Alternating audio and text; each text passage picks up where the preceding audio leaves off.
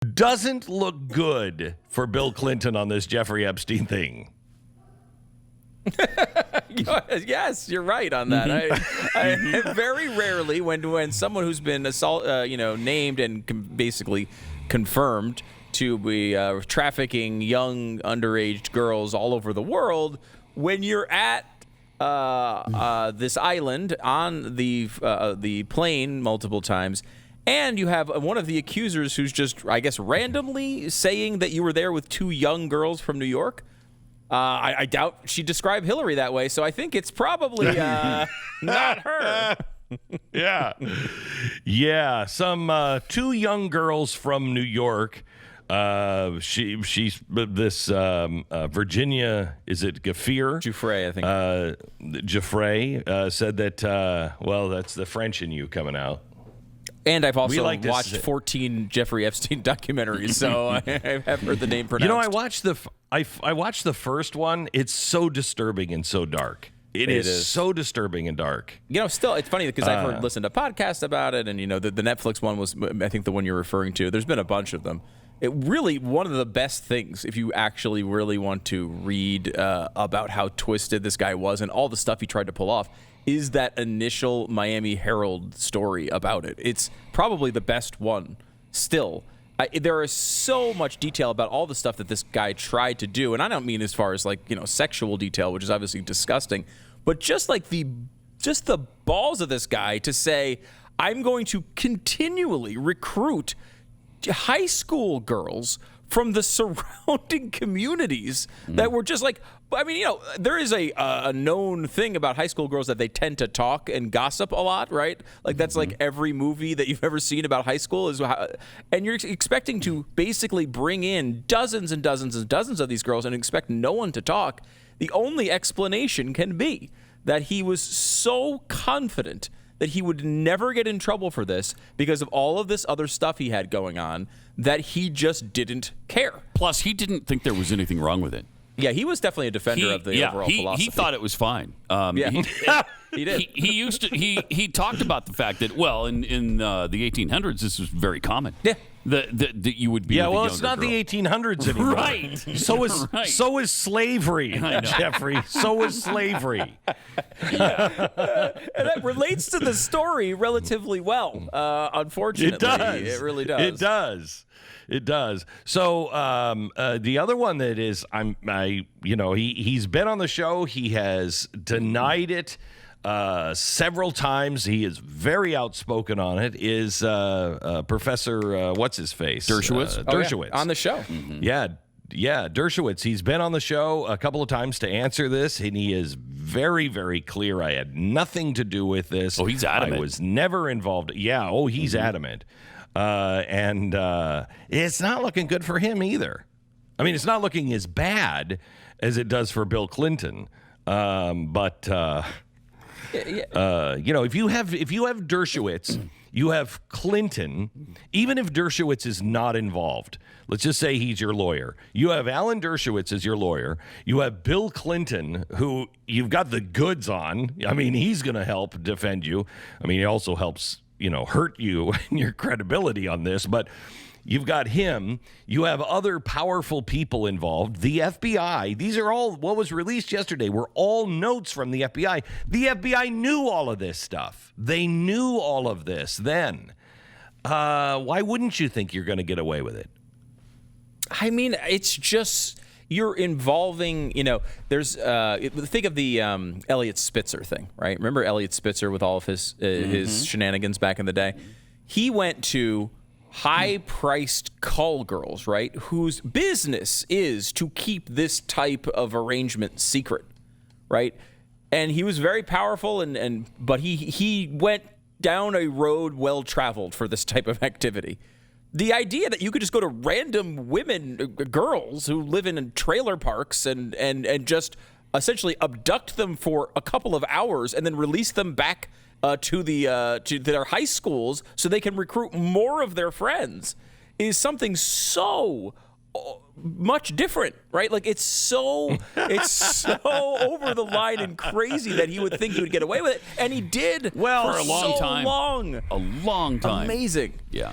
which leads one to believe that he had some sort of connection. He was either working for the intelligence community or he had the goods on so many people that he just thought, if I go down, we all go down. And I think that's reasonable. I think that's reasonable for him to think that. It does seem more and more as you look at these details that was certainly at least his belief. I mean, it does seem. I mean, even in the documents, Jeffrey says, everyone owes me favors. That's the way he talks about. Well, how can these people be here? Well, everyone owes me favors. We don't know. I mean, exactly what they were. She doesn't know either. She wasn't told, which she would only be told in like some sort of spy movie where the villain gives away his entire plot right before he.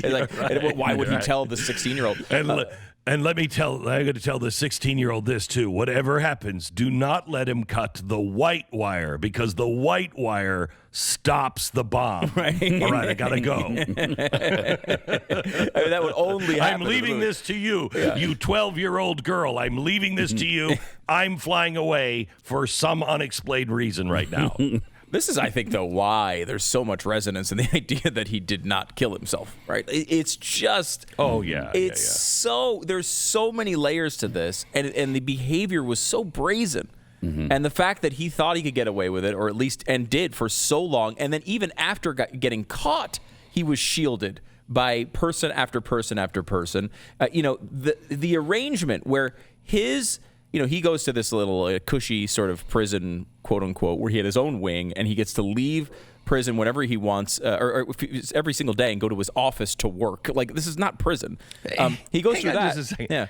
When did prison start to have wings? Right. I mean, he understood cell blocks, but he's got his own wing. Yeah. It's prison. When did they suddenly get fancy? They got fancy and he was spending money to make it fancy inside the prison, buying things, making the interior nice. But he would go to his own office every single day. A lot of the stuff he bought was from Wayfair too, which is weird. Giant cabinets, really expensive. $84,000 cabinets, just really strange purchases. Named Cindy. But then the agreement that he signs not only says that, okay, he's been convicted of this is his punishment. Also, by the way, no one in the country can ever go after anyone who might be a co-conspirator of his. What the hell kind of arrangement is that? I've never heard of anything like that in my life. How can you possibly... What if you find out later on that someone else was the head of this whole operation that was a much bigger, figure? The only reason... You're so naive. The only reason why you haven't heard of this any time in your life is because you've never lived in Russia. This is exactly the kind of stuff that would happen in Bogota or Russia. That's the way it works. And I'm telling you, the Clintons. I talked to a Haiti national the other day, and we were talking about Haiti and just how unbelievably corrupt it is. And he said, "My country will never recover until the Clintons are gone." He's like, the Clintons are so corrupt, and they have used Haiti as a money laundering system for so long, and everybody's in on it. Everybody's in on it at the upper level. I mean, that's amazing. If half of that is true, which if you've been to Haiti, oh no, the Clinton Foundation, they cleaned that thing up. The roads, a lot of the roads are still broken up from the earthquake. What happened to all that money, Hillary? This is so unbelievably corrupt. And it goes to what Phil Haney told me. You remember Phil Haney, the guy who shot himself with a shotgun in the middle of the night on a lonely highway in California, right before he was getting married, and he had talked to his priest a couple of hours before and said, "Hey, listen, I've got some really important stuff I want to talk to you about tomorrow." Yeah, that guy who killed himself, he was a government informant or informing the press on the government. And he told me years ago that this stuff was happening at the highest levels. And he said that the Clintons were involved in the cover-up. None of that stuff was ever provable because he told me that he had that thumb drive around his neck. Well, that thumb drive I have seen now, and that information is not was not part of what was around his neck. There was some important information on it, but nothing like that. I wonder if it was the same thumb drive, or, I mean, why would Philip Haney lie about something like that? It just doesn't make any sense. And it all kind of goes into that Pizzagate, stupid conspiracy theory. There's something deeper here that, maybe one of the reasons why we're losing our country. Because I have a feeling when you start digging, these people are so dirty and so corrupt that all of us would shake in horror after we saw it.